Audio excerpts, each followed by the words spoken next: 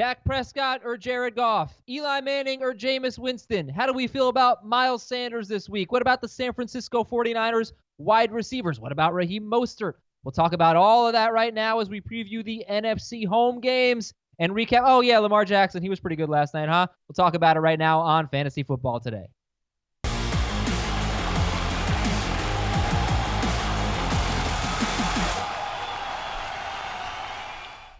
Please no Lamar Jackson. Please no Lamar Jackson. Tell me I didn't play against Lamar Jackson. Oh, man. I was facing Lamar Jackson last night. Welcome to the show. I'm sure a lot of you are feeling that pain, or you're celebrating because you have the best player in fantasy. What's going on, Dave and Jamie? Happy Friday. 3 leagues. 3 leagues I'm facing Lamar Jackson in out of 5 that I'm still alive in. And in one of them, it's the 2-quarterback league. I'm playing against Will Brinson. His team is a monster. I have no chance, no shot of beating him.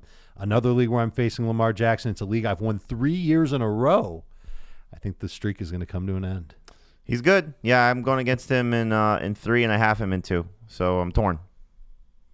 Okay, well, look, it's not necessarily over, but it's probably over. And congratulations. This is not a jinx. You shouldn't be worried about this at all. If you have Lamar Jackson, you definitely won. You are moving on. Congratulations. Good job. Baltimore 42 and the Jets 21. We also have 8 games to break down today. Bunch of NFC home games plus Denver, Kansas City that we didn't get to yesterday. We got some sleeper wide receivers to talk about, like the Tampa Bay Detroit game is littered with sleeper wide receivers potentially. So we'll give you some of our favorite sleepers for Week 15. But we'll, of course, start with this game. And we had some better than expected offensive production. Sam Darnold with 17 fantasy points and threw a couple interceptions, had a fumble. Le'Veon Bell with his best rushing game of the year. Robbie Anderson was okay. He had a 2-point conversion catch, so he had 8 points. So Jamison Crowder was great. Who saw that coming? And then, of course, basically everybody was great for Baltimore. So let's do this, though. What do you do if you face Lamar Jackson? I don't like to change my lineup based on what happened on Thursday, because you could end up making a mistake that costs you because you were looking for upside, whatever, and you forgot about downside. But I could understand if you want to tweak your lineup to catch up to Lamar Jackson, who scored how many points did he score? He 46. Scored 46 in 6 points. Yeah, I'm in one where I'm such an underdog to begin with. And so I kind of looked at it as I figured he'd be 30 points. If he played great, this is clearly exceeding that. I think you just kind of, depending on what you need to, like in the one league where I knew I was a heavy underdog, I'm playing one of our FFT producers, Jack Capitorto, and he's overwhelming favorite. So like I'm playing Brashad Perryman because my receiving core, I lost DJ Chark and Marvin Jones. So it's a 3-receiver league. If you need something like you think is going to happen to hit some home runs, you play a player like that. Like a better version would be A.J. Brown, for example. Like he could have a blow-up game also. But you need somebody that's going to have a surprise performance, but to a degree that you can really sort of sway things a little bit more in your favor. So it's that type of thing I think you look at if you're desperate. Now, the other 2 leagues where I'm playing against Lamar Jackson, one, I think I still have a chance with my lineup as is. The other, I was the favorite. It's the Dynasty League that we share, Adam, which if we don't win this, I'm going to be really upset. Yeah, oh, my gosh. But even despite Lamar, on CBSSports.com, if you look at the scoring, it gives you the projected totals who's still going to win. Right. So even with Lamar Jackson's big game, we're still an overwhelming favorite. Good. So like that, I'm not changing my lineup. The other one, I'm not changing my lineup. The one where I was already a heavy underdog, I may look to try to go for another swing for the fence type of guy. It's basically replacing anybody that you don't see with a high ceiling on your roster. Great and you do have an alternative that does have a high ceiling. So it's like replacing I have a good one. Christian Kirk with Will Fuller. Something like that. I'm going to replace, and I was going to make this move anyway, but this just solidified. I'm going to start Mitchell Trubisky over Josh Allen. Because I don't really love either one, but I see no chance, very little chance for Josh Allen. Those are your best options? Yeah, it's unfortunate. There's no Eli Manning? No, he's got Trubisky. He got picked up. I also have Drew Lock. It's a dynasty league, a bunch of players, everybody's roster basically. But But I think Trubisky has a chance to have a big game, whereas Josh Allen against Pittsburgh really doesn't. It's so hard against Pittsburgh. That's a go. Yep. You do something like that. All right. Any other takeaways from this game? Did you come away from it any more confident in starting a whole bunch of guys? So Darnold, Bell. Oh, Bell's, he was 62% started actually. So a lot of people. Bell had an empty game. He really had an empty game. That 62% probably also factors in last week when he had the flu and he missed the game, and those teams are eliminated, whatever. But, Robbie Anderson, Jamison Crowder, even Marquise Brown, who had 4 catches, 41 yards, and a touchdown. Like, are you more confident in any of these guys going forward next week? The Jets have Pittsburgh and the Ravens. Yeah, I was going to say, like, for the Jets, they have such a tough matchup. But this would have been nice to have no Ryan Griffin, no Demaryius Thomas, to see what the Jets receivers can do with, better opportunities, better target opportunities. Now, it was a tough matchup, tough secondary. I thought clearly both played well to what they did. Robbie Anderson just didn't have a touchdown or a big game, but, he made some nice catches. And, Jamison Crowder, it's funny because the touchdown drop, you thought, oh, my God, what a disaster if you started him. And then he comes back with a tougher catch to score on the first touchdown. The second one was a little fluky, but, nice performance from him. And Darnold, it's played much better than I would have anticipated going against the Ravens defense on the road on a short week. So, I think that's more of a 2020 thing. If he can sort of get some better help, better offensive line, he's got a chance to be a decent fantasy quarterback. Okay, so we'll get into that next week. Mark Andrews was only started in 58% of leagues, and I get it. He was banged up, and he had 4 catches, 52 yards, and a touchdown, and he could have had over 100 yards and 2 touchdowns. Lamar Jackson missed them on a big play. Lamar Jackson stinks. But that's it. That's it for that game. That team is amazing. I think that's 3 games this year with 5 touchdown passes, and I'm just always so amazed when I watch them how many guys are wide open. It's the scheme is terrific. It's such a headache apparently to defend them, and guys are just running wide open all the time. That's what you can have when you've got a running quarterback threat, especially one like Jackson. Yeah, but I've never seen anything like this. I mean, the amount of wide open players that and just how effortless it looks for Jackson. Oh, he's amazing. And I think he would probably beat Tom Brady on rollerblades on grass. All right, Ask FFT is our tweet. That's what Brady tweeted last night, in case you don't know what I'm talking about, people. Ask FFT is the hashtag you want to use this weekend on Twitter. We'll be answering your questions with the hashtag AskFFT. Join our FanDuel League. One guy I love this week on FanDuel is Zach Ertz. 4 out of 5 games with Alshon Jeffrey out or leaving with an injury. He has 11 or more targets. I think we'll get that again.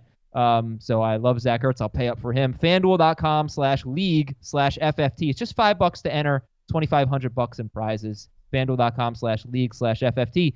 Radio show tomorrow night, 10 p.m. Eastern to midnight on CBS Sports Radio on Sirius Channel 206. Call in, ask your question. We're going to answer a ton of them on tomorrow's show, Eye on Fantasy Football, 10 p.m. to midnight that's Eastern time on Saturday. All right, I mentioned some sleepers. So I can think of really a lot of sleeper wide receivers this week, and that's obviously related to the injuries. So who are some of your favorites? The ones that come to mind would be Nelson Aguilar if he plays, Dolphins, Bucks, Lions. To me, who would be your favorites there, and am I forgetting anyone? Danny Amendola, you mentioned the Lions. He's somebody I'm getting more and more interested in. 8 targets each of the last 2 weeks. Now without Marvin Jones, this is now the 3rd game without T.J. Hockenson. So I think it's going to be a game where they're chasing points. We haven't really seen that from them very much, but I think Tampa Bay's offense, as long as Jameis is healthy, will put up some numbers against this Detroit defense, even on the road. And so Amendola, I think if he gets 8 targets against the secondary, somebody you can use as a 3rd receiver. He's one of those guys, like I think could have an 8 for 80, type of game. Hopefully scores. Would not be surprising if he's better than a number 3 receiver in PPR this week. And he's excellent in daily because his price is so cheap too. Yep. A tight end who I think could work as either a tight end if you're streaming or as a flex, and this is obviously contingent on Greg Olsen and whether or not he plays, is Ian Thomas, who's cheap in DFS. You'll see him on FanDuel, low price, and he's just been getting a lot of work, and he's had some good rapport with Kyle Allen. I would expect that to continue against the Seahawks team that hasn't been great against tight ends. Wouldn't be surprised if Tyrell Williams scores. Jaguars are bad. I know he's still dealing with the plantar fasciitis, but I think you'll see Derek Carr take some shots, and this could be a game where Tyrell Williams breaks his touchdown-less streak. It's been 6 games in a row without a score, but I would not be surprised if he scores here. And then I think it could be an interesting game for Ronald Jones. We've seen him over the last 5 or 6 games a little bit more involved in the passing game. And again, no Mike Evans. So while it's easy to say Justin Watson or Brashad Perryman or maybe Scott Miller now he's coming back, it could be that they, give some more opportunities to Ronald Jones. And remember, it was week 6, I believe, or 7, where he had the 8 catches. So it wouldn't surprise me if they, use him a little bit more in that regard. And Detroit's run defense has not been very good. Are we talking that game today, Adam? Yeah. Okay. I'll wait to talk about Ronald Jones then. Could be a little bit of a shootout there, hopefully. I mean, I don't know, but it's definitely got the potential. Just we got an injured quarterback who doesn't have his best wide receiver, and we've got David Blau on the other side. Chris Godwin got hurt? we got a question a couple of weeks ago of who's a player in dynasty leagues that you should pick up now and stash, and Ian Thomas could definitely be the answer there. Oh, if he's available in any dynasty leagues, you got to check the dynasty league you're in. And he was in my dynasty league, and I missed him. He was available? Yeah. Wow. Look, I could understand nobody owning him up until a few weeks ago, right? But he's it's like 5 games without Greg Olsen, and he has scored double-digit fantasy points in PPR in 4 of them, and in non-PPR in 3 of them. So, and he's got a great matchup this week. Seattle giving up the 3rd most points to tight ends. Can I give a different stash who might be out there at tight end in Dynasty? Robert Tonyan with the Packers. Because Jimmy Graham isn't going to be back next year. Going to be their guy next year. Could be their guy, but Sternberger's already going to be owned. Tonyan could push him. All right. Patrick Laird is a good sleeper this week as well. The Giants have given up 4 or more catches to 6 running backs in their last 4 games. And I don't know that he'll run the ball very well because Giants' run defense is good now, but he should be very involved. 15, 20 touches maybe.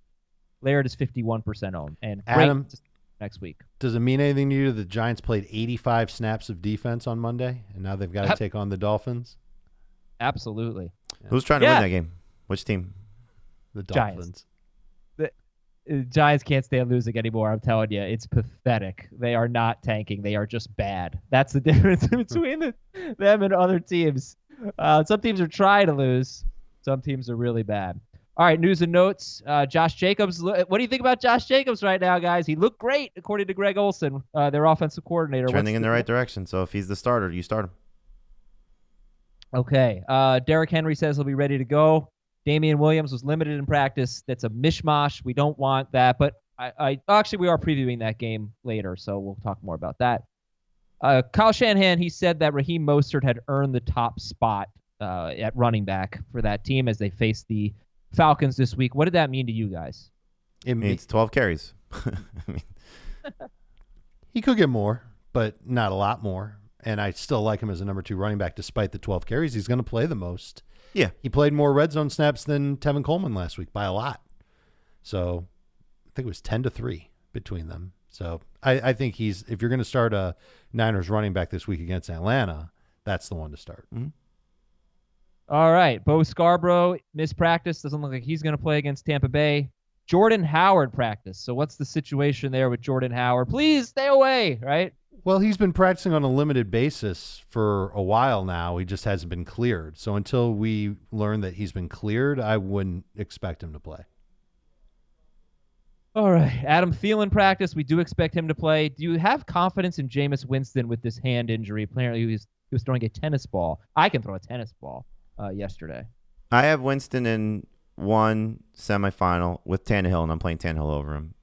For me, that's not even a thought, but I would give some consideration if I'm nervous, if you're nervous, whoever's listening to this, about Jameis to playing maybe Eli or Carr, just because I think they could both have those other guys could have the same type of upside if Jameis is not 100%. If Jameis is 100%, it's no question, but you just have to worry that, for a team that's out of it, for a guy that may be looking at a potential contract situation, if he takes a shot on the hand and he doesn't feel right, I'm done. Eli Manning, geez. I got some good stats on Eli Manning. Encouraging stats on Eli Manning. Get excited. Let's see what else we got. Juju Smith-Schuster not expected to play. Tyrell Williams is dealing with plantar fasciitis, but Jamie said he's still a good sleeper, could score this week against the Jags. Will Fuller says he feels good. Noah Fant was limited in practice. Hopefully he'll play. Gerald Everett missed practice. Hopefully he won't play. Greg Olsen was limited in practice. He's recovering from that concussion. We just talked about Ian Thomas. Obviously that wouldn't work if Greg Olsen plays. If Greg Olsen plays, though, would you start Olsen against a team that gives up the third most points to tight ends? I think he'd be real close to a low-end starter. So, yeah, he'd be an option. Jared Cook limited in practice, but has to clear the concussion protocol. They're playing Monday night. If you play into Week 17, you might not have Lamar Jackson. Reportedly, he will sit if they're locked into a playoff spot. Devontae Adams was limited in practice. Doesn't seem like a big deal. He does have pretty good history. Rodgers has great history against the Bears at home.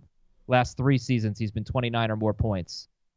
Adams, I don't quite remember his history against the Bears. I think it's kind of up and down. Alshon Jeffrey's going to have foot surgery, and Green Bay cornerback Kevin King is trending towards playing. San Francisco defensive tackle DJ Jones is now on IR. This San Francisco defense and the New Orleans defense, very similar. I mean, they are getting so beat up. Do you still think San Francisco is a tough matchup? They beat each other up. It's still a tough matchup because they still have a lot of good pass rushers there, and I think they've got enough talent left to stop the run. But the secondary, huge question mark. If Atlanta had a better offensive line, I'd say that they'd be in a little bit of trouble. But they should still win the game. Devontae Adams, last 3 games against the Bears at home. 2017, 2 catches, 13 yards and a touchdown. 2018, 5 catches, 88 yards and a touchdown. And then 2016, 13 catches, 132 yards and 2 touchdowns. He's actually either scored or got 100 yards against the Bears in 4 of his last 5, no matter where they played. Yeah, so I only have a few stats to throw out now because I just want to get into the games a little bit earlier today. One of them is about Aaron Rodgers. I'll tell you that in just one moment. How does this sound to you, Dave, though? If I said to you, Dave, I'm going to give you 2 pounds of ground beef and 2 packs of bacon for free, would you accept that offer? Yes. Yes, I would. Thank you. Where should I give you my address now, or should I wait till after the show? Don't give it to me. Give it to the good people at Butcher Box, one of our new sponsors. They've got amazing food. I've had it. It's delicious. I got a box from Butcher Box. By the way, what you want to do is you want to go to butcherbox.com/FFT or use the promo code FFT at checkout, and you'll get those 2 pounds of ground beef, 2 packs of bacon for free, and $20 off your first box. I got a box of food from them. I had the chicken. It was delicious. It was the best, really one of the best chickens I've had. It was so good. Got to get more. And I took the rest and I said, we're going to save this. We're going to barbecue with it. So I gave it to my brother-in-law. He cooked out. He grilled out a great barbecue. We had amazing food courtesy of Butcher Box. And what you get is antibiotic-free, no hormones added. You get humanely raised meat. It's high-quality meat that's tough to find in other places. It's better for you. It's better for the animal. It's better for the environment. And you're getting 9 to 11 pounds of meat. That's enough for 24 individual meals, packed fresh, shipped frozen, vacuum sealed, so it stays that way. And you can customize on Butcher Box, or you can get the packages, how they offer them to you. So it's really awesome stuff. And what a great offer at butcherbox.com/FFT, or use the code FFT at checkout, butcherbox.com/FFT or FFT at checkout. All right, here we go. Your stats to know. Matt Ryan's outdoors. Are you worried? Well, if Russell Gage hadn't dropped an easy touchdown a few weeks ago at Carolina, Matt Ryan would have scored now 24 or more fantasy points in 7 straight outdoor games going back to last year. That's in 6-point per passing touchdown leagues. That's good history. He's not playing so well right now, but that's encouraging. Aaron Rodgers, 29 or more fantasy. This one really gets me, guys. Aaron Rodgers, 29 or more fantasy points in 3 straight home games against the Bears. And in those 3 seasons, the Bears ranked 7th against the pass all 3 years, which is weird. But it's not like they were tough, and he killed them. Well, what does that mean to you? My only concern is that was Mike McCarthy. It could have been Joe Philbin, obviously. I don't remember when they played them last year, but no, it was McCarthy because it was week 1 last year. So different offense, and we're just not seeing the same level of Rodgers having to throw the ball over the place. The run game has been much better. It just, the defense has been better, so they haven't been chasing points to the same level of degree. I'm not afraid of Aaron Rodgers that I'm going to necessarily run to bench him this week, but I don't know where the ceiling is for him. So I think the floor is like a safe 18 to 20 points. I just don't know if there's a 25-plus point game out of him against the Bears defense. And, Dave, I love this stat. Robert Woods had really been struggling, not getting a lot of red zone targets, but since Gerald Everett's gone out in 2 games, 5 red zone targets for Robert Woods. 4 of them were in 1 game, but still 5 red zone targets in games. That crazy? It's good to see. They're kind of changing their offense around. Sean McVay talked about it this week. I noticed Cooper Kupp played less than 30% of the snaps last week. That was weird. Didn't play at all in the fourth quarter. Was there an injury there? I don't think he's on the injury report. I have the lowdown for you on that because Ben Gretsch actually talked about it on Wednesday. Okay. It was basically Josh Reynolds came in a lot and just blocked or carried the ball. Mm-hmm. So I think for Kupp, it was like, I don't think he played a lot on rundowns. I think that's what Ben said. But that's really and that's what Sean McVay said, is that they just don't want to bother using the receivers in situations where they're going to get beat up blocking. And that's part of the reason why Higbee has seen more work. And the other tight end that they have, his name escapes me right now, but he's been getting more work too for blocking. And then when it's an obvious passing situations, the receivers come right in and they're running their route. So it's interesting what they're doing. And it's great for Robert Woods because his target numbers have been through the roof, and now everybody's ready to start him every week. Oh, yeah. I think he's a must on FanDuel. I think he's a little cheaper than Cooper Kupp, if I recall. They're about the same. He is cheaper. Yeah. Do it up. You guys convinced me on golf, but again, I got something for you on golf too. That could discourage you a little bit. It's basically all about Jeff Heath. I mean, the Cowboys have been terrible against defenses lately, and it's all been with Jeff Heath out, and he's probably going to play this week. It's their starting safety. So all right, I'm looking forward to talking to that game. Speaking of which, start, sit, or flex at best. Amari Cooper against the Rams and the Ramsey. Start. Ramsey hasn't allowed a touchdown yet since he's come to L.A., but he's also giving up a 71% catch rate. Wow. Michael Gallup against the Rams. Flex. Good flex. Philip Lindsay at Kansas City. Start. Number 2 running back. You asked us this one yesterday. Yeah, I know. I was doing it again. He's just making sure we feel that way. Carson Wentz at Washington. Flex at best. I try and set him just with the receiving core being what it is. Yeah. Yeah, sorry. It's actually start, sit, or super flex at best. Miles. LOL. Miles Sanders. Start him. Yep, unless Jordan Howard plays. Adrian Peterson against the Eagles. Non-PPR flex. Non-PPR start, PPR flex. Terry He'll be better than Le'Veon Bell in both. Terry McLaurin against the Eagles. Flex. Low-end flex. How would you rank Miles Sanders, Adrian Peterson, and Terry McLaurin? Sanders, Peterson, McLaurin in non-PPR. Sanders, McLaurin, Peterson in PPR. Same. Cool. And Kenny Golladay against Tampa Bay. Super start. Amari Cooper, by the way, his last 5 home games, no fewer than 6 catches, no fewer than 85 yards, no fewer than 5 catches. He's had 4 touchdowns in his last 5 games. He's had 3 games over 100 yards. He is the Drew Brees of wide receivers. Yeah. No wonder he doesn't want to leave Dallas. Yeah. O.J. Howard at Detroit. Start or sit or flex at best. Start. He's good enough to start. Like him better in PPR. I'm just going to do a real quick beat the waiver wire here. You guys can tell me if there are any more names. But for defenses next week, the Texans are at Tampa Bay. The Seahawks get the Cardinals. Ooh, I don't like the Texans. Yeah. Well, unless there's no Jameis Winston. Yep. Yeah. We get some turnovers maybe. Patrick Laird against Cincinnati. And how about these quarterbacks? Rivers against Oakland. Trubisky against Kansas City at home. Fitzpatrick against Cincinnati. Drew Lock against Detroit. Daniel Jones, hopefully, at Washington. Don't like Trubisky. I think Rivers is interesting because I think this is going to be Oakland's, okay, we got our big win at home. We're done. John Ross is interesting to me just because if he's healthy against the Dolphins without Auden Tate now. Mm-hmm. Hey, what about A.J. Green? Yeah. What about him? Yeah. Daniel Jones, I can't get excited. Yeah, Andy Dalton against Miami. Yeah. You remember I asked you if A.J. Green played one game and it's week 16 against the Dolphins, where would you rank him? Do you remember what you said? Number 1. Yeah, number 1. Mm-hmm. All right, here we go. Let's start with the game of the week. The Dolphins at the Giants. Actually, could be a pretty good fantasy game here. So you want to get excited about Eli Manning? All right, here you go. 2018, he had 5 matchups against teams that were in the bottom 10 against quarterbacks, so good matchups. He scored 21 fantasy points or more in 4 of them.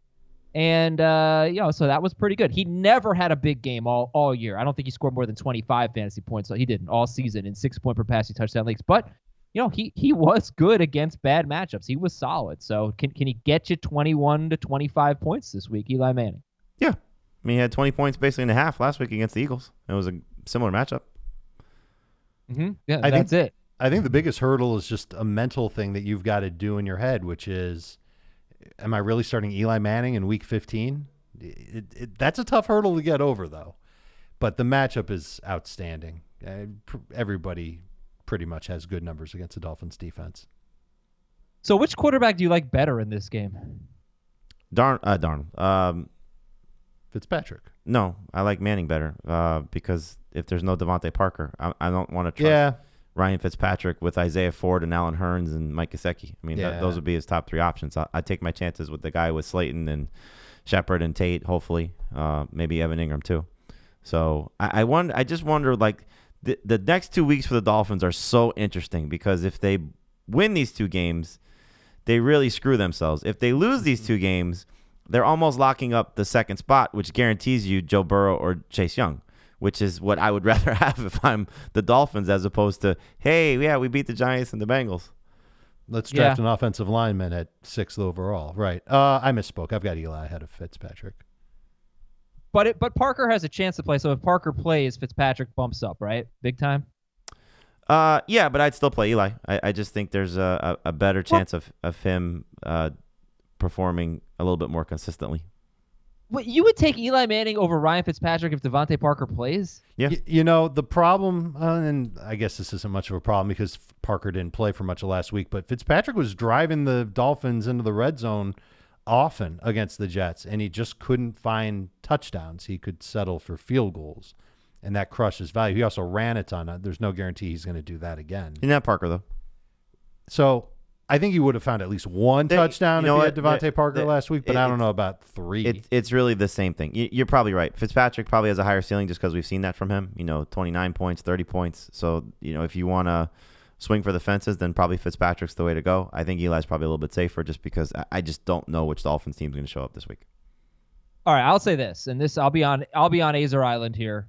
If Devontae Parker plays, Ryan Fitzpatrick will be the best Ryan quarterback this week. That's Matt Ryan, Ryan Tannehill, Ryan Fitzpatrick. He will be the best if Devontae Parker plays. The team is a joke. Their pass defense is pathetic. And I don't know. I think Janoris Jenkins. I like how you're giving the Dolphins that much credit, though.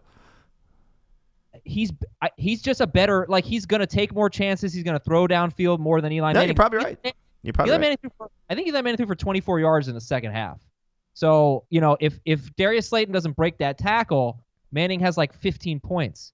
Have you seen the Dolphins tackle? No, they don't do much of it. So let's go to Patrick Laird, guys. Who would you start him over? Who are some big names that you might start him over? I would have started him over over Le'Veon last night in PPR. The Jets and Giants are different teams, right? I do. Yeah. Okay, not that much different. I would start him in PPR over Montgomery, Adrian Peterson, Chris Thompson.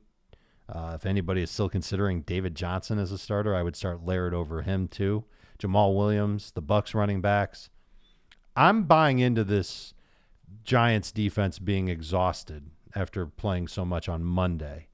And Laird is a decent pass catcher. I think he's going to get more targets than he had last week. Yeah, he had 19 touches at the Jets last week and faced a good run defense there. And he had, 86 total yards. So, again, Giants giving up a lot of catches to running backs lately. Would you start Miles Sanders or Patrick Laird? Sanders. Unless Howard plays, then I'd go Laird in PPR.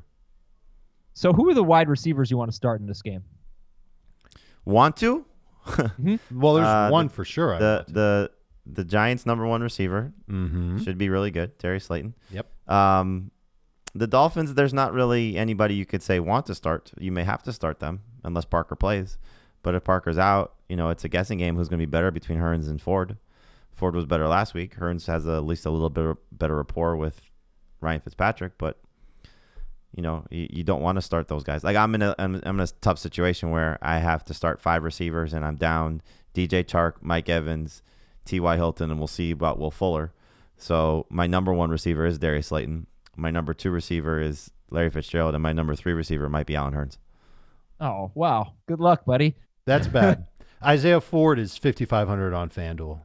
So I think that's a pretty cheap receiver that you can use if you want to load up on expensive running backs or what have you in your lineup. I don't feel good using any Dolphins receiver in seasonal fantasy play. And I think Darius Slayton's going to have another good game. Yeah, I mean, look, he's played 1 game with Eli Manning, and he had a great game, and he got a lot of targets. But you've seen the floor for basically the last month. I mean, 10 PPR points or more in 4 straight games. So I don't think he's going to kill you. Terrible. Huh? Like before that, he had some really terrible games. He's had 4 games this year with 6 fewer PPR points. Yeah, I mean, look, he's not a slam dunk. I don't think it's okay just because he's playing the Dolphins. It's a guarantee that he's that type of guy that's going to just destroy this team, and he's coming off a strong game. The thing you're hanging your hat on is the first game with Eli Manning, he led them in targets. You have Golden Tate now banged up a little bit. We don't know if Evan Ingram's going to play at this point. You got to expect him to be out, and so it could be Sterling Shepard. It could be Golden Tate. It could be it could be Caden Smith. I mean, the Dolphins have given up production across the board to a lot of different positions, but I think if you're just looking at it, team that's allowed the most touchdowns to wide receivers, guy who got the most targets from his quarterback last week, big play threat, adds up to a guy you want to take a chance on. Guy who leads his team in touchdowns with 7. Everything sets up nicely for Slayton, and this Dolphins defense is terrible. So I like him as a number 2 receiver. I like him better than A.J. Brown. Would you start Patrick Laird or Darius Slayton? Slayton. Yeah, Slayton. What if Ingram plays? Still Slayton. Mm-hmm. Okay. Any other? So who's the second best wide receiver in this game, assuming Parker's out? I go Shepard. I think that's the safer one to go with is Shepard. We're kind of heading for the hills on Golden Tate. Break down the tight ends. I think Gesicki's got a good opportunity here. I mean, you saw last week the Giants, knowing that Zach Ertz was going to be the only one that could catch passes, and they couldn't cover him. So I know Gesicki was bad last week. I still think you're looking at 6 to 8 targets on the low end. So without Parker in there, he's a must play for me. If Parker plays, I'd still trust him. 2 of the previous 3 games, he was really good. So again, you're looking at a Dolphins receiving core that is just down guys. And so since Preston Williams went down, Gesicki's really been the number 2 guy there. Could it be Ford if they're trying to feature him a little bit? Maybe. Could it be Hearns since they gave him a contract extension this offseason? Maybe. But I just look at it as Gesicki in a matchup against this Giants defense, which we know for basically the last 10 years has struggled with tight ends. And we saw last week that they struggled with tight ends again. But I wouldn't get cute with Gesicki. I wouldn't start him over Ian Thomas if Olsen's out. I would. I wouldn't start him over Higbee. No. I wouldn't start him over Hooper, Waller, Hunter Henry. I like Goddard better. So yeah, not me. I'm not ready to put all the chips in on Gesicki. Yeah, I think he's got top 10 upside in this matchup with the Giants secondary being as bad as this. He does have good upside, but I was getting excited to start Mike Gesicki, but fact of the matter is he has less than 30 yards in 4 of his last 5 games, even though he has 5 to 7 targets in all of those games.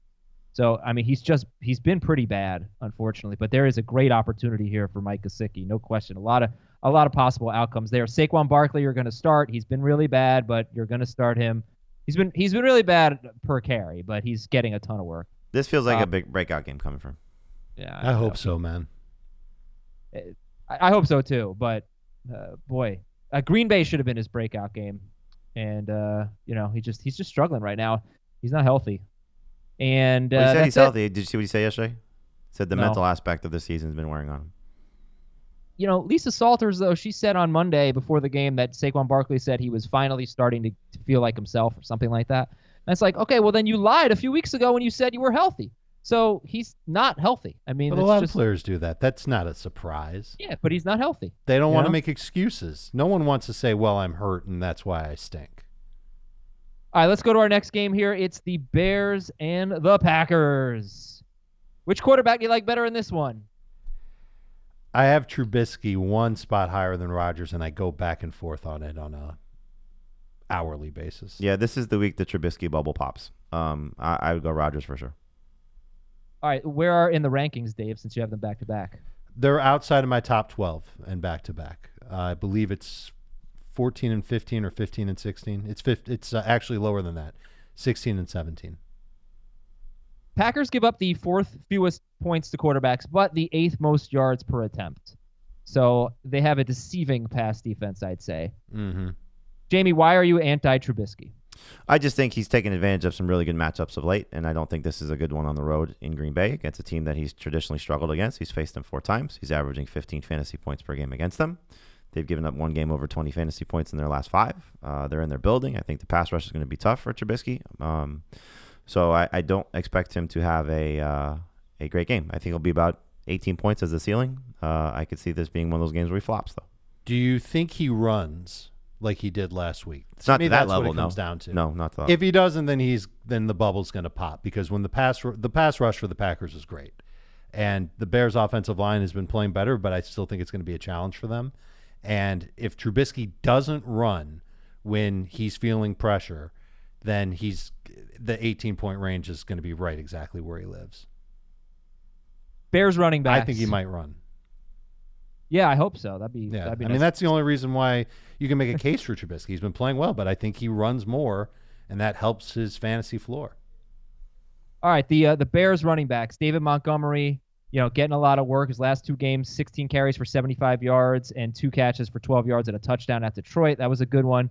And then 20 carries for 86 yards, but a fumble against Dallas, so it wasn't bad. The Packers stink against the run.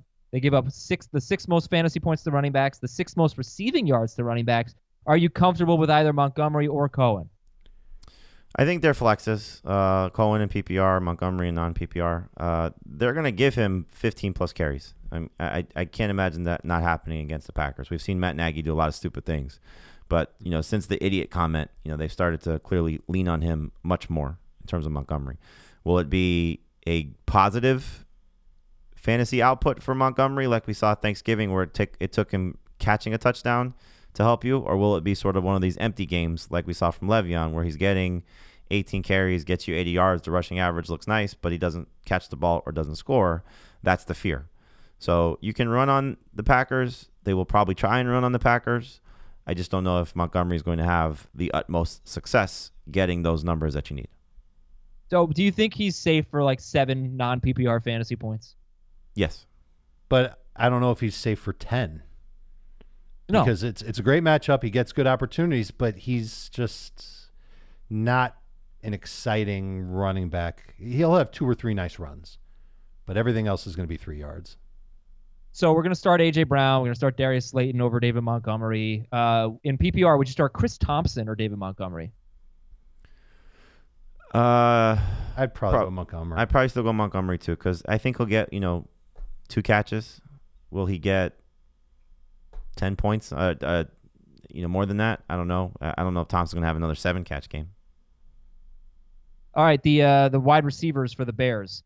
Robinson, you guys have in the top 10, and Anthony Miller, he's a lot higher on Miller than you guys are. You have him around 30th in non-PPR, 24th in PPR. For Heath, Anthony Miller is top 15.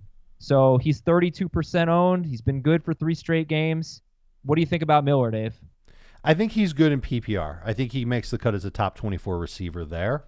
And I think the target volume goes up because I expect the Bears to ultimately chase points or try and throw. And going into the slot, I think it's a good matchup for Anthony Miller against Traymon Williams. So I think that you're going to see Miller have another game somewhere between 12 and potentially 18 PPR points.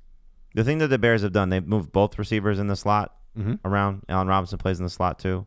So both have an opportunity here to be successful in that regard. I think this could be like a 6 for 50, 6 for 60, 6 for 70 type of game for Miller.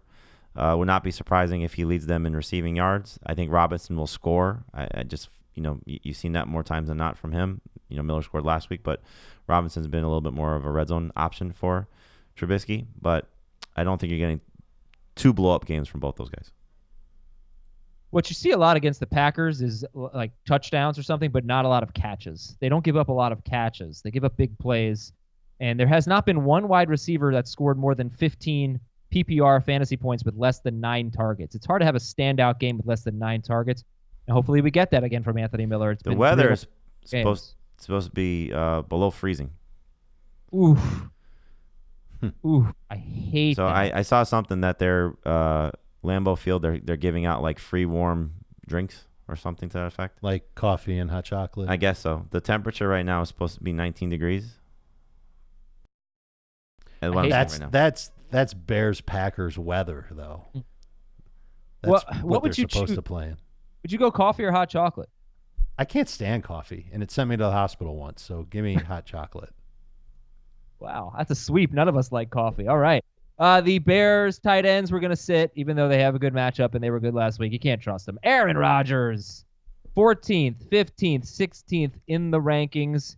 That history against Chicago is pretty enticing, but he just has not had a good game all year against a good pass defense. It's a team that ranks well against quarterbacks. You just can't do it. So, would you start Eli Manning or Aaron Rodgers? Rodgers. Back-to-back for me right now. This is a ceiling floor play. I think ceiling is higher for Rodgers, but ceiling is higher for Eli, but floor is safer for Rodgers. All right, let's talk about Aaron Jones. Do you have any hesitation with Aaron Jones? No, you just have to roll with him. He's too big a part of the offense. He's a huge reason why Aaron Rodgers is having the year that he's having. You know what's funny though? If let's say he didn't play last week, because last week Aaron Jones got 16 carries, 134 yards, and a touchdown, and 6 catches. That workload was completely outrageous. He was getting 11 to 13 carries and barely any catches before that. If they go away from that, it's so stupid. It's just absolutely dumb to go away from it. Because it's what worked for them earlier in the season. It's what works for them when their offense is clicking. I mean, just do the same thing. And they don't have a lot of reliable receivers for Rodgers. You got Devontae Adams. Who's the next best? Lazard. And is he good? Oh, no. Okay, so leaning on the running backs, I think it makes sense, and they've done it so much this year. I think they should lean on Jones and Williams all game long. I would anticipate Jones being a big part of the game plan. Raiders starting running back or Aaron Jones? I would take Josh Jacobs over Aaron Jones. Yeah. Against Jacksonville. Okay, guys. Yeah. Last question. We're going to start Devontae Adams. We're going to sit Jimmy Graham. The Jamal Williams. Any interest in him? No. You'd have to be desperate. Laird is ahead of him in PPR. Laird might be ahead of him in non-PPR, too. Which DST do you prefer? Packers. I think I'd prefer the Bears, but I'm really not excited about either one. I like the Bears in DFS because they're cheap. Speaking of cheap, what do you think? Let's look at SeatGeek here. What do you think the cheapest ticket to this Packers-Bears game is? $275. 7 bratwursts. $275. Let's see. Green Bay Packers. Making up a number. $144. That's where they start at. Dave and I are going to sit lower level in the end zone for $196. Perfect. Look at that. I just found my tickets on the SeatGeek app. Piece of cake. I click on them. I got a 7.9 deal score here. If I go up 21 rows, I get an 8.8 deal score.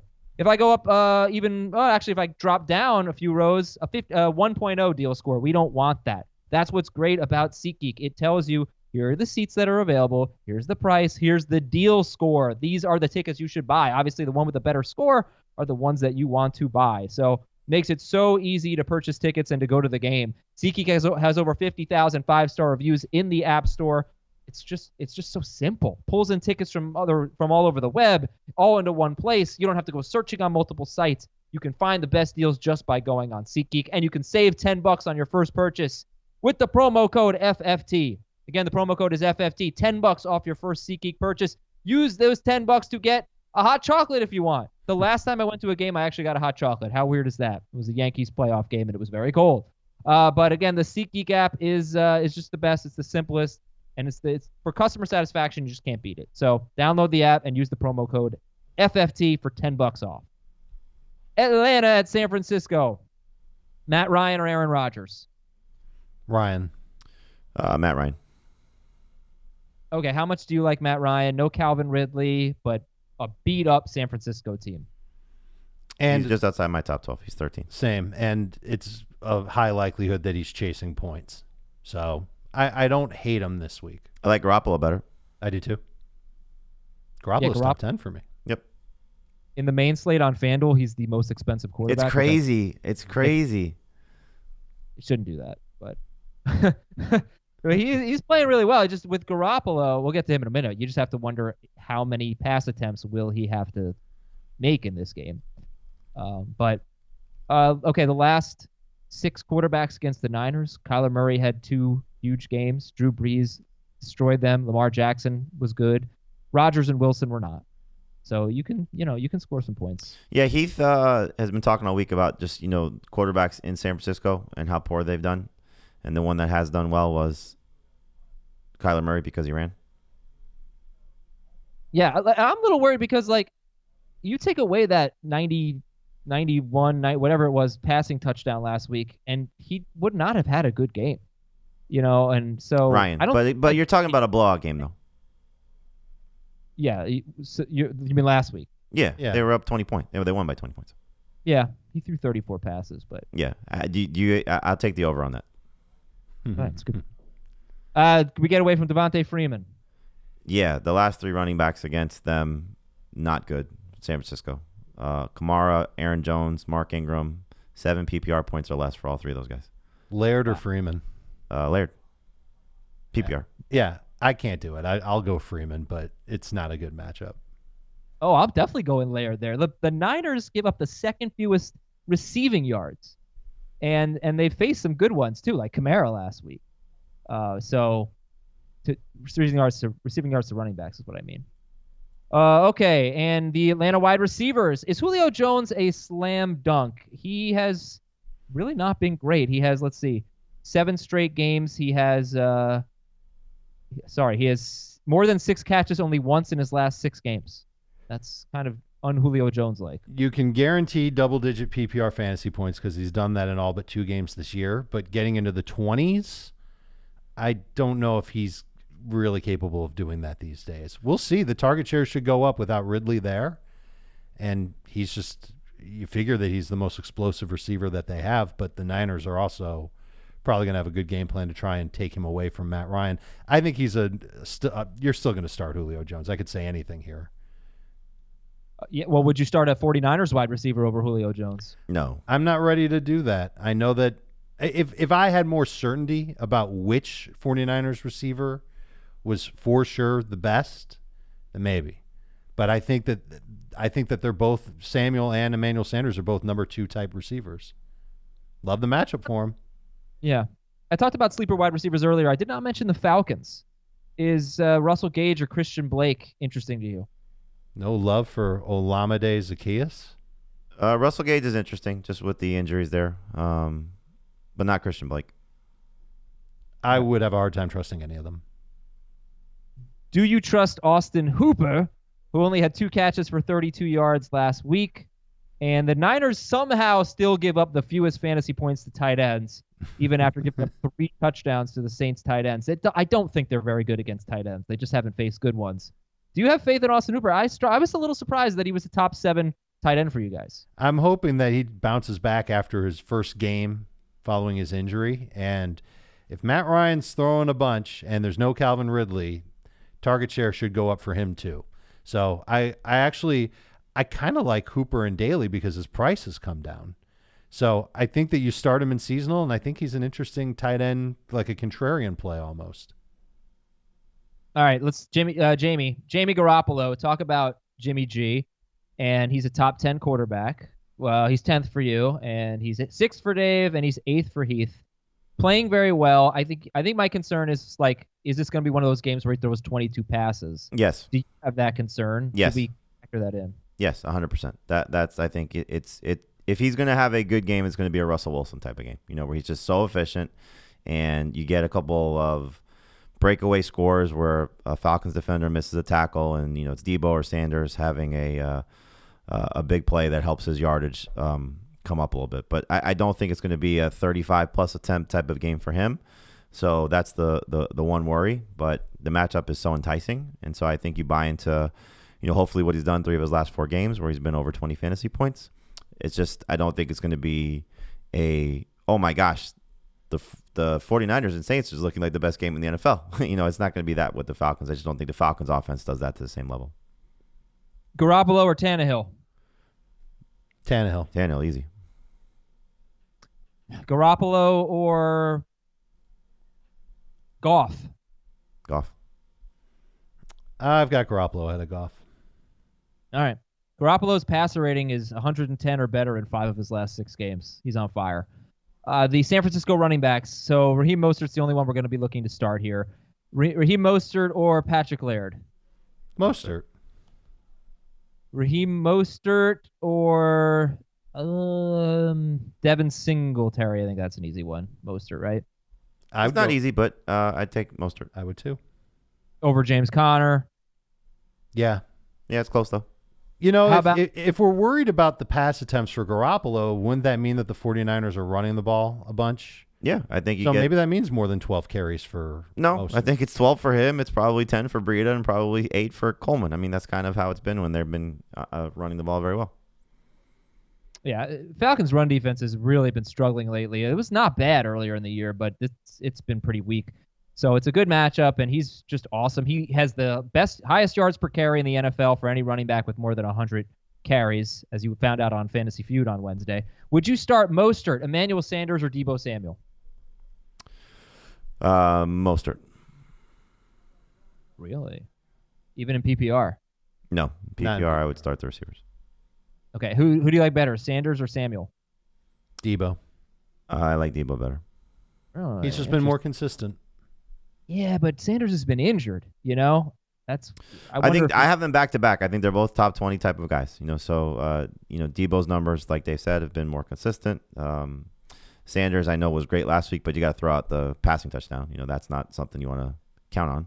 So, how will he? I'm sure you do. So, I think he's fine. I think he's a fine. The both of them are good number 2 receivers. Right. Deebo's giving you double-digit fantasy points regardless of format, 5 straight games. All right, we're going to start George Kittle, and the Niners DST is top 6. Let's go to our next game. It's Seattle at Carolina. Here's what you need to know about the red zone for Seattle. You remember DK Metcalf? He had all these red zone targets, and he wasn't catching any of them. Well, he has 1 red zone target in his last 4 games, and it was 20 yards away. Tyler Lockett has 1 red zone target in his last 4 games. Jacob Hollister has 9 red zone targets in his last 5 games. So that is who Russell Wilson has been looking at, which really shouldn't come as that much of a surprise based on Will Dissly earlier this year. I want to talk about Russell Wilson. First would you start Garoppolo or Wilson? Yep. I would start Wilson over Garoppolo. I said or. It must have sounded like over? Yeah, I heard over. Oh, okay. Well, I said or. So you would start Garoppolo, Dave? Yeah, I would go with Garoppolo over Russ. Yeah, I go Wilson. If this game were in Seattle, I'd go Wilson. But I know it's an easy matchup, and I think Seattle just wants to run the ball like crazy. This is Russell's desperation MVP play right here. Oh, please. There is no desperation MVP play. Not in his mind. Not in his mind. Yes, he's the smart guy. There's no way anyone's winning the MVP. He's going to be unanimous. Lamar Jackson is unanimous. I think he would play big. I would think like Jamie thinks if the game were in Seattle. Where did he start his college career at? He started it in North Carolina. That's great. But I just think I think that I think it's going to be just let's get a win. And here's a team that can't stop the run to save their lives. And let's just go make sure our run game is rocking. I've got Chris Carson top 3 this week. I think he gets a huge amount of work.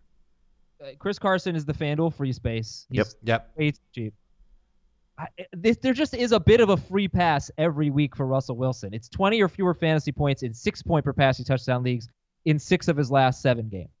And he's simply just not playing as well. His passing rate, his completion percentage is down in these 7 games from 72.5% to 62%. His yards per attempt down from 9 yards per attempt in his first 6 games to 7.5 in his last 7. He's thrown 12 touchdowns in these 7 games. 5 of them were against Tampa Bay. So, I understand he always has number 1 quarterback upside. Tyler Lockett. Not this week. I think it's safe to say he's not going to be number one. Does he have number 2 upside this week? He does. But, I feel like getting this off my chest. I did a little bit on Monday, but he just hasn't been that good, and Heath has him number 2. You guys have him closer to the 8th, 10th, but, I don't know that I have a point He here. was in Carolina last year. He went for 339 and 2. I could see something similar. Okay, but he faced the Rams earlier this season, and he scored like 40 points. And last week he scored. That defense is playing much better. That defense has turned things around for the Rams, and they have different personnel. The Panthers are playing out the string right now. Yeah, the Panthers, though, have really been bad against running backs. I mean, we know that. They Sure. have the worst run defense, basically, or one of the worst. But they've allowed 311 or more passing yards to Tannehill, Ryan, Breeze, and Ryan again. 4 times in their last 6 games, a quarterback's thrown 311 or more yards. So that's definitely reason for hope. Okay, Lockett or Metcalf? Who do you like? Metcalf. Yeah, I think it's Metcalf. There's something, and this coincides with what's going on with Russ, is that Lockett just hasn't been playing well. And I don't know if it's, an illness one week or a leg injury for a couple of weeks. But it feels like they're not trying to give a big target workload to Lockett. So they're kind of giving it to Metcalf. And I get it. Metcalf was lined up against Jalen Ramsey last week. We were nervous about it. The numbers weren't amazing. Well, not the whole game. But for a lot of it, he had a lot of catches against Ramsey. So I think that they like what they've got in Metcalf. And I think the targets bear it out. Right. He's not scoring because, like I said, those red zone targets have gone away, but they could easily come back. It's a fluky thing. You guys are going to start Darius Slayton over him. Would you start Zach Pascal over the Seahawks guys?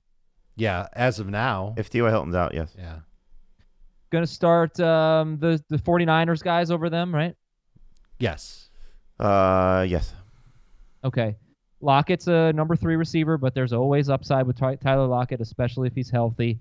Jacob Hollister, starter sit. Low-end starter. He's in that Ian Thomas, Dallas Goedert, O.J. Howard, Mike Gesicki range. Doyle. So he'd be behind the starting tight end for the Panthers, be it Olsen or Thomas, right? He'd be behind, yes. He would be for me. You could make the case for him to be like the 10th or 11th best tight end in PPR. Okay. And we'll make the Panthers quick. Sit Kyle Allen, start Christian McCaffrey, start DJ Moore. He is a stud over the last 6 games, I think. DJ Moore is the number 2 wide receiver in both formats, which surprised me a little bit because I thought he'd be more like 10. He's the number 2 wide receiver in his last 6 games. He's been silly. Curtis Samuel? Samuel is touchdown dependent. Yeah, I'd set him. And he's not even like one of those, Will Fuller, Hollywood Brown types where, 1 or 2 big plays makes his week. I don't think he's that guy. So I would try and avoid Curtis Samuel. And I think you know how we feel about the tight ends at this point, who, if there's a starter there, we're going to be more excited about Ian Thomas. Currently, he is ranked in the top 10. But behind Higbee, behind Hooper, for Jamie, behind Gesicki, not for Dave. And the Seattle DST is not bad this week. Getting a little healthier. You can start them. Heath doesn't like them. He has them 22nd. Dave and Jamie have the Seahawks in their top 10. All right. Are we going to get a shootout? The over-under for the Rams and the Cowboys is 49. How do you guys see this playing out? And the Cowboys could get Jeff Heath, their safety and defensive tackle, Antoine Woods, back this week. Heath missed the games at Detroit, Buffalo, and at Chicago. And those 3 quarterbacks lit up the Cowboys. So that could be important there. So how do you feel about this game, Dallas and the Rams? I think it's going to be high scoring. I think you're going to see both offenses show up. I feel more confident in the Rams offense than I do the Cowboys offense right now, just given what's happening with that team. But you look at the way Jared Goff has played the last 2 games, and it seems as if this Rams offense looks like the Rams offense from a year ago. Different how they're getting it done, with the tight end being a huge part of it and not from Brandon Cooks. But Gurley, I think, is going to have his 18-plus carries. It's just a matter of will he score. Hopefully Malcolm Brown's not on the drive when they get inside the 5-yard line. But Gurley should be a starter. Woods should be a starter. Higbee should be a starter. And then it's just a matter of how well Kupp does. I think Kupp's worth starting as well. I feel like Gurley's a free space on FanDuel, too. He's at 7,600, and he could get the Cowboys no Leighton Vander Esch and no Sean Lee. That would be huge. So I think Gurley gets a nice dose of work. I think the blocking's been better for LA, and that's helped Jared Goff. I think the Rams will hold up their end of the bargain. I think the Cowboys can too. I think that their backs are against the wall, and they still want to be relevant. And I could see them. It might be more of a second half thing than a first half thing, but I think they're going to put points up. So who's your favorite quarterback in this game? Goff. They're both top 10. I'm going to go Dak one spot ahead of Goff. Garoppolo, Goff, Dak. That order for me. I'd go Garoppolo. No, Goff, Garoppolo, Dak. What concerns me about Goff is, look, the last 2 games have been against the Cardinals. I basically don't care. They're awful. Most fantasy points quarterbacks. Then the Seahawks. Seahawks have one of the worst pass rushes in the NFL. We know Jared Goff is very good when he doesn't get pressure. So he fooled us a little bit. He had those back-to-back games against the Falcons and the Bengals. He was really good in both of them. And next 3 games, he scored a combined 11 points. He has had moments where Jared Goff has been just totally awful. What helps me, because I've come around on Goff, you guys have convinced me to like him a little bit more. The Cowboys' defense has been terrible lately. It's been so bad. Their pass rush hasn't been good at all. And you factor that in with the blocking for LA, and I think it gives Goff a real chance to have good numbers.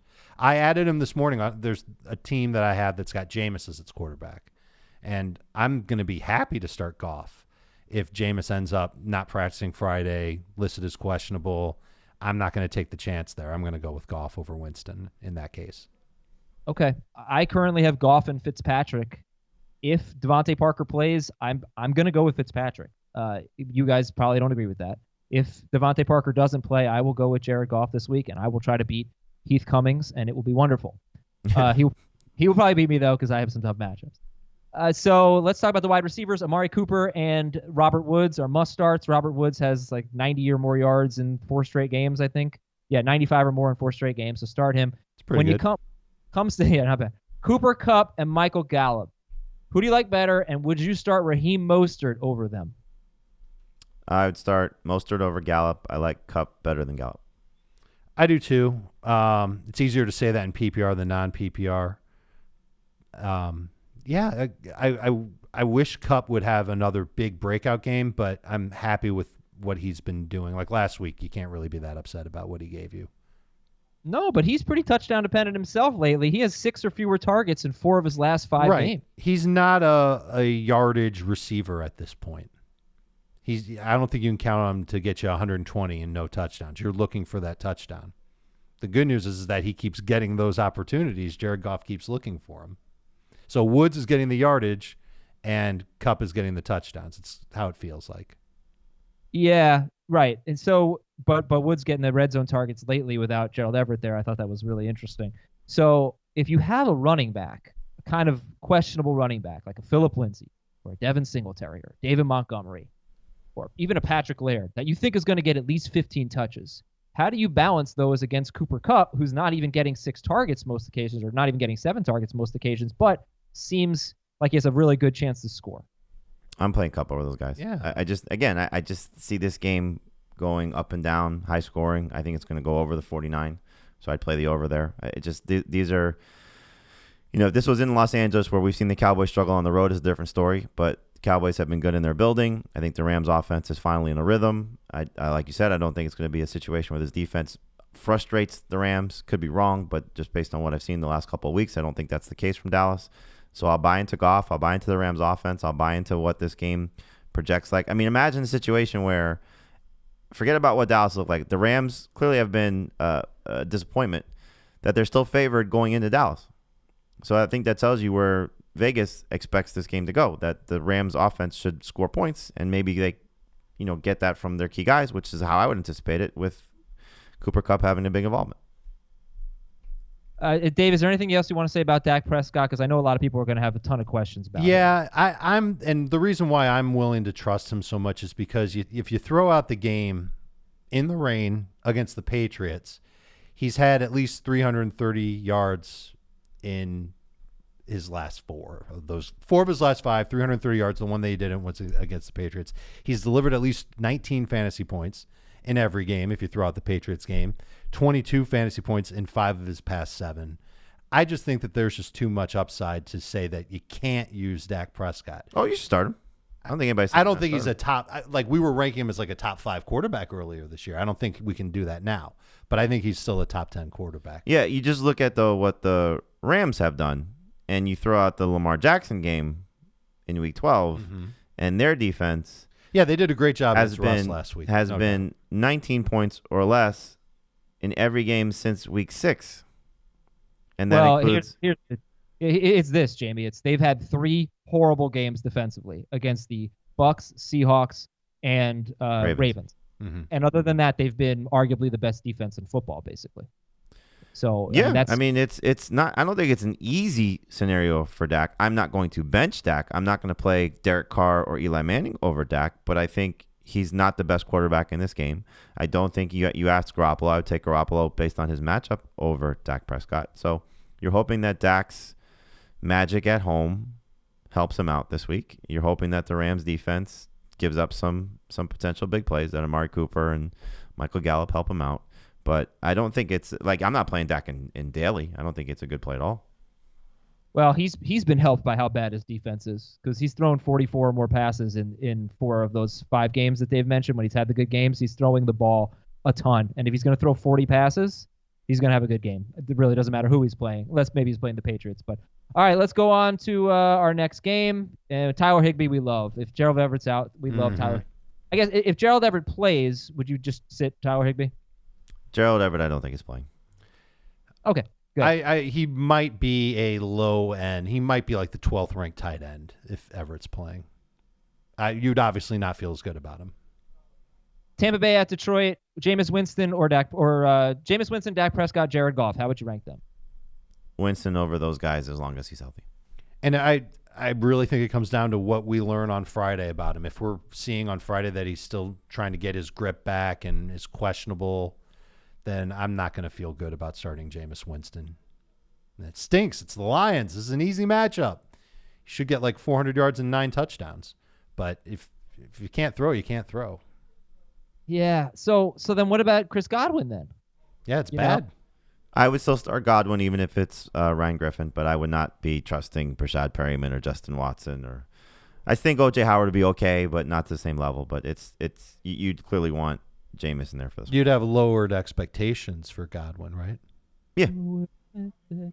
So I think this is a pretty easy game, right? Like you're not starting a Detroit running back. Kenny Golladay against the best matchup. He's a must. Yeah. Chris Godwin, you're starting. And then you've got those sleeper wide receivers. Who is your favorite sleeper wide receiver in this game? Would it be Amendola? It's Amendola in PPR. In non-PPR, it's more of a grab bag. I'd probably take Watson over Perryman and Amendola in non-PPR. But it's just a matter of now with Scotty Miller back, what happens to all these guys. So I don't think there's a slam dunk either way. I'm going to be like Brewster's Millions and say none of the above, because I don't think there's anybody here that's totally reliable. My favorite, if Winston were healthy, would actually be Perryman, but I don't feel great about any of these guys. I'd be nervous starting any of them this week. I know you might be forced to. If we're talking about silliest upside, I think it's Perryman. Yeah, and he's owned in like a lot. He's been picked up in a lot of leagues. People are kind of in on Perryman this week. Would you start Ronald Jones over any of those wide receivers that aren't Golladay or Godwin? God. Yeah. I don't know if I could. That makes this whole situation even worse. I mean, what we know about Ronald Jones is that he's splitting first and second down work with Peyton Barber. He's not even good enough to shed Peyton Barber away, and he's not good enough to have that 2-minute drill roll or the third down roll that goes to Ogunbowale. Could it all change? Maybe. I mean, I watched him just for fun. I went and saw what his pass protection looked like last week. He had 2 tries. He did great both times. I'm sure Bruce Arians was thrilled with it, but there's nothing there to be excited about with Ronald Jones. So you know what? I'll take the flyer on Perryman over Rojo. All right. Yeah, I hope. I don't think a lot of people are going to be starting Ronald Jones, but some of you might. And the Lions, they don't have a bad run defense per se. They give up 4.12 yards per carry, I think, to running backs, but they give up the 4th most fantasy points to running backs. They give up touchdowns and receiving yards. One of the one of the two guys is going to have I don't know, big game, but a good enough game. Like they'll score. One of them will score. Yeah, I just look at, Ronald Jones has 3 catches or more in 3 of his last 5 games. And so with the depleted receiving core, he's going to do that more than Peyton Barber. Will he do it more than Dario Gumbawale? I mean, the numbers suggest that's the case. So it's not a slam dunk. I agree with Dave. If you want to take a chance on who has the most upside, it's probably somebody like Perryman or Watson. But I think there's a more likely chance that Ronald Jones has a better game than anybody not named Chris Godwin or O.J. Howard. Yeah, where's O.J. Howard for you? He's got a chance. I mean, he's got 11 PPR points back-to-back games. His targets have been up. He profiles as somebody that you can use as a wide receiver, just based on his athleticism. So if I'm Bruce Arians, I'm like, okay, let's go. Go basically be our second wideout, our third wideout, and not do the same things Mike Evans does, but he's going to have, I think, an uptick in targets, and I like the setup for him against Detroit. 11 PPR points his last 2 games. I like him better in that format than non-PPR. All of you O.J. Howard owners, you've been so frustrated. You drafted him. You stuck with him, right? You started him every week. You took the good with the bad, and now it's going to pay off in the playoffs. All right, Denver at Kansas City. So Drew Lock sit. Cortland Sutton we talked about a lot yesterday. Who would you rather have in your lineup, Philip Lindsay or Cortland Sutton? Lindsay. I'd rather have Lindsay. Cortland Sutton or Emmanuel Sanders, Deebo Samuel? The 249ers. Yeah. Okay. Remember that stat. Not one wide receiver has had 60 yards at Kansas City. Not one visiting wide receiver. Not yet. But if Will Fuller caught those touchdowns, he would have been the best. It's true. If he did catch those touchdowns, it would have been a little bit of a different conversation. But you guys don't hate Cortland Sutton. He's okay. I think he makes the cut as a top 24 receiver in PPR. A little bit tougher in non-PPR. Philip Lindsay or Ronald Jones? Lindsay. Lindsay, yeah. Philip Lindsay or, here's a random one, Keenan Allen?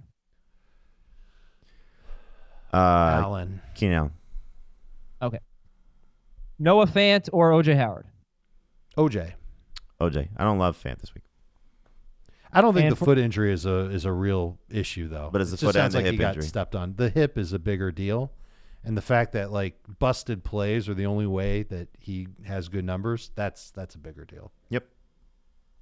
As far as the Chiefs go, look, Tyreek Hill's had some kind of tough history against Denver. Mahomes hasn't been playing that well. Are you hesitating on any of the big three with the Chiefs? You mean Watkins, Thompson, and Hardman? DeMarcus Robinson? No, I'm not hesitating on those 3 guys. All right, Mahomes is top 5. Who would you start over him? Drew Brees and the guy who played last night, not named Darnold. I'd start Watson over him. That's it. Right now I have Winston ahead of him. That's going to change. Okay, yeah.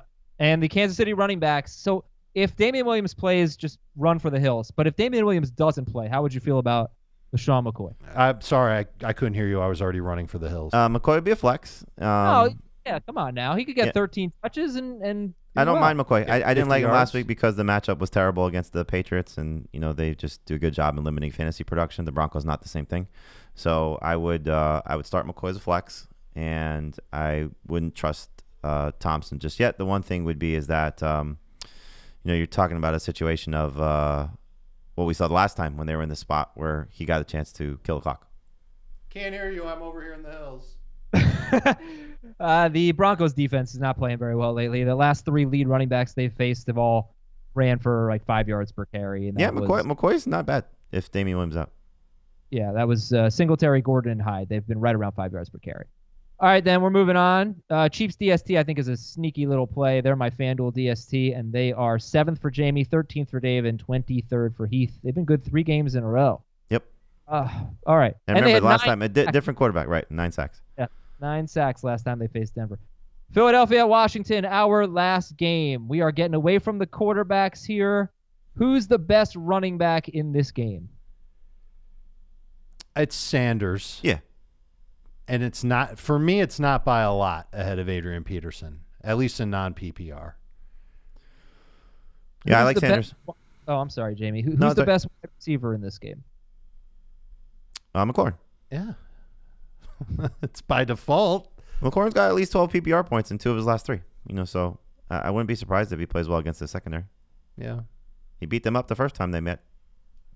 All right, so Dave, I have to ask you a tough question. Don't run. Okay. LaShawn McCoy, if Damian Williams is out, or Terry McLovin? McLovin. Okay. So Boston Scott, a lot of people picked him up. What do you think about Boston Scott? He had a huge game last week. I wonder if you could squeeze out 9 or 10 PPR points from him, because I think that he will stay involved to a degree in what they're doing. This is if Jordan Howard's out, and maybe even if Jordan Howard plays. They need guys who can catch the ball and make a play after the catch. They don't have a lot of those guys right now, and he can do that, and he's got speed to help him do that. He's Darren Sproles. However you used to view Darren Sproles when things were working well for him, that's what you should think of Boston Scott. So I think he's better for his team than he is for fantasy. He's just going to be one of those guys that's a little bit frustrated. Like Tariq Cohen, like what Tariq Cohen has been the majority of the season. Chris Thompson, that's the same type of guy. So there'll be some good PPR moments. This could be one of those games. I don't think he's going to necessarily score. Just keep in mind that the game last week, Miles Sanders was dealing with cramping and left the game.